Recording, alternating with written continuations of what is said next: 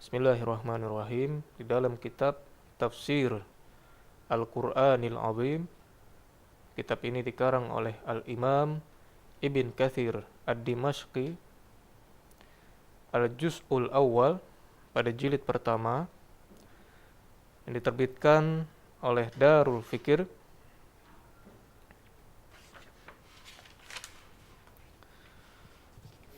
pada tahun 2005 Masehi atau 1425-1426 Hijriah. Pada halaman 471, Ibn Katsir menafsirkan ayat pada surat An-Nisa ayat 64. Bismillahirrahmanirrahim. Wa ma arsalna mir rasulin illa liyuta'.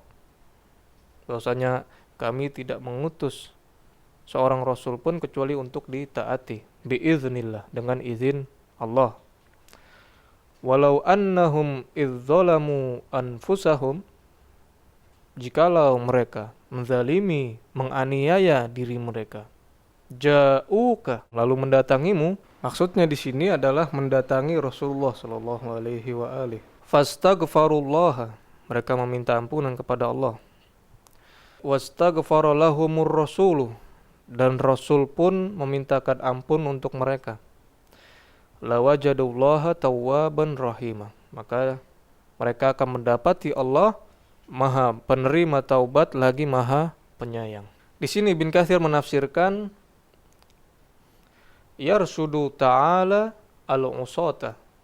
Allah Subhanahu wa taala memberikan petunjuk bagi orang-orang yang bermaksiat.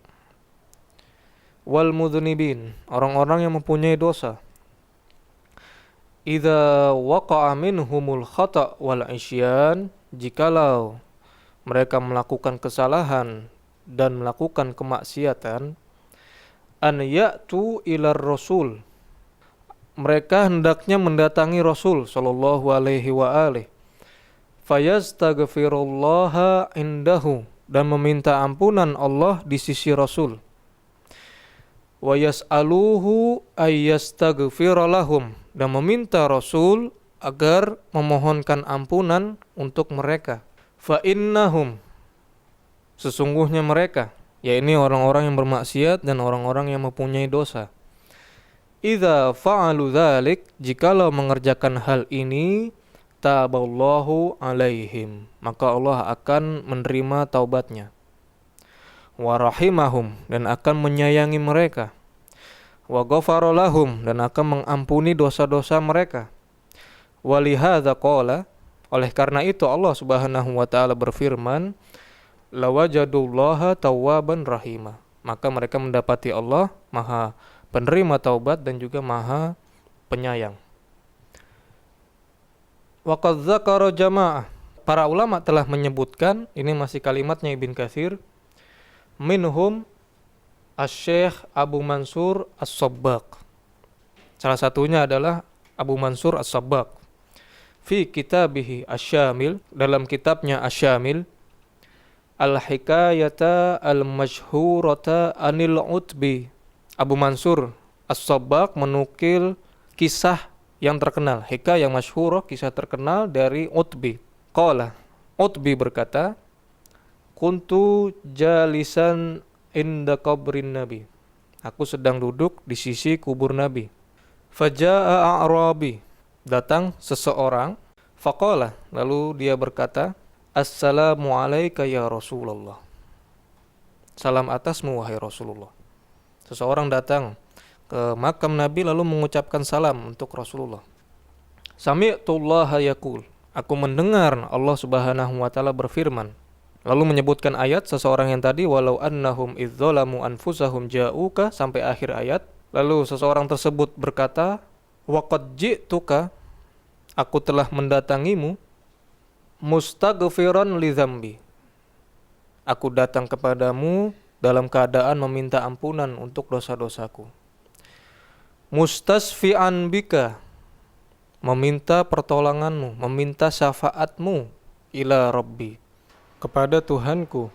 Tsumma ansya'a yaqul, kemudian seseorang tersebut melantunkan syair pujian untuk Rasulullah sampai kepada kalimat thumma insarafa al-a'rabi. Al-Utbi berkata, thumma insarafa al-a'rabi.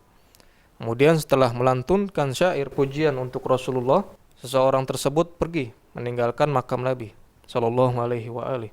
Faghalabatni aini. Kemudian aku mengantuk dan tertidur. Fara'aitun nabiyya sallallahu alaihi wasallam. Lalu aku melihat Nabi fin naum, di dalam mimpiku. Faqala, Nabi sallallahu alaihi wa alihi bersabda, "Ya Utbi, wahai Utbi, ilhaq al-a'rabi, susullah orang tadi, fabashirhu, berikanlah kabar gembira kepadanya, annallaha, sesungguhnya Allah, qad ghafara lahu, telah mengampuni dosa-dosanya."